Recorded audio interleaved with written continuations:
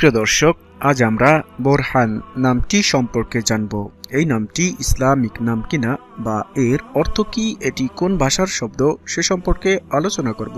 মুসলিম শরীফের এক হাদিসে এসেছে, প্রত্যেক মানুষের উপর তার নামের প্রভাব পড়ে, তাই আমাদের উচিত সুন্দর অর্থবহ ইসলামিক নাম রাখা।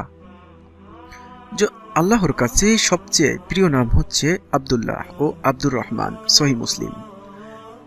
যদি প্রশ্ন করেন বোরহান নামটি কি ইসলামিক নাম? হ্যাঁ, বোরহান নামটি একটি ইসলামিক নাম। এটি সাধারণত আরবি ভাষার শব্দ কিংবা আরবি ভাষা থেকে এসেছে। এটি মুসলিম ছেলে শিশুদের নাম হিসেবে ব্যবহার করা হয়ে থাকে। এই নামটি মহানবী সাল্লাল্লাহু আলাইহি ওয়াসাল্লামের পবিত্র নামসমূহের মধ্যে অন্যতম একটি নাম।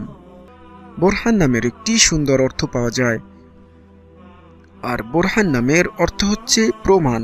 বোরহান নামটি এভাবেও রাখা যেতে পারে, যেমন মোহাম্মদ বোরহান, আব্দুল বোরহান, আব্দুল্লাহ আল বোরহান, বোরহান ইসলাম ইত্যাদি।